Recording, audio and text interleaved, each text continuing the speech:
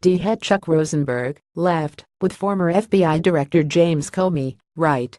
Susan WalshPool via Getty Images. The head of the Drug Enforcement Administration D plans to step down this week, according to the New York Times and Washington Post, because he doesn't believe that President Donald Trump respects the law.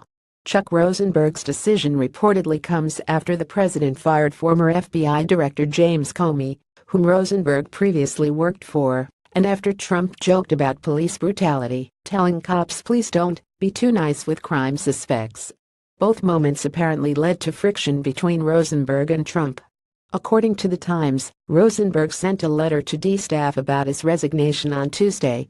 "The neighborhoods in which we live are better for your commitment to the rule of law, dedication to the cause of justice and perseverance in the face of adversity," he wrote. "You will continue to do great things.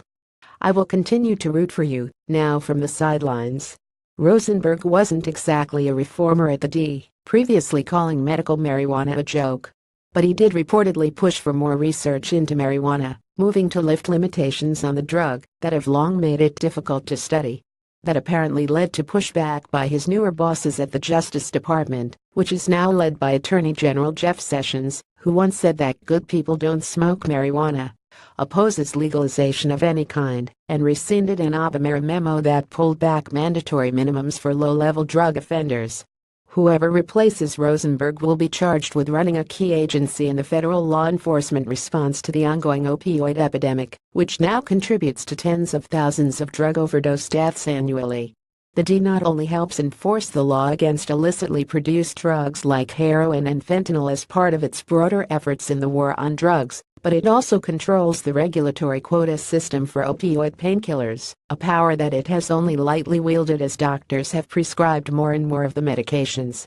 Rosenberg's departure isn't a big surprise, since he was serving in an acting capacity and Trump was likely looking to appoint his own D head. But his reported reasons for quitting, as well as his apparent refusal to take other posts at the Justice Department, suggest more trouble for Trump down the line. Trump's scandals are catching up to him. There has been a narrative in the media that Trump's is figuratively made of Teflon, meaning that none of the scandals associated with him, from his tweets to the Russia investigation, seem to have a big effect on him or his administration. But setting aside that Trump's job approval numbers are remarkably low, the Rosenberg resignation shows another way that this stuff hurts Trump. The scandals may make it harder for him to staff up. So far, several people in high-level posts have quit the Trump administration: Michael Flynn, Sean Spicer, Anthony Scaramucci, Reince Priebus, Steve Bannon, and more. And, of course, Trump fired Comey. This is simply not the kind of turnover you want to see in an administration's infancy, as it tries to implement policy and set up a new culture in the White House and beyond. Yet Trump is running into big problems on this end, with hundreds of top jobs still vacant as of August. Much of this has to do with Trump just being slow to nominate people to the jobs, which Trump has excused in the past by arguing that he doesn't want to fill all these positions because he feels you don't need all those jobs.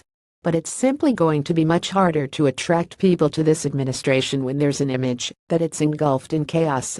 It's simple: if you're a smart up-and-comer, why would you join an administration that seems to be mired in scandal, in which even job security isn't guaranteed, and basic rules and ethics are seemingly breached? Rosenberg, for one, seemed to decide to quit in part due to his belief that Trump doesn't believe in the rule of law, in part because Trump fired his confidant and former boss, James Comey.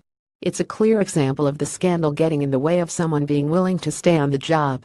Now Trump will have to find a replacement for the D chief, adding to the list of hundreds of jobs that he's been slow to fill.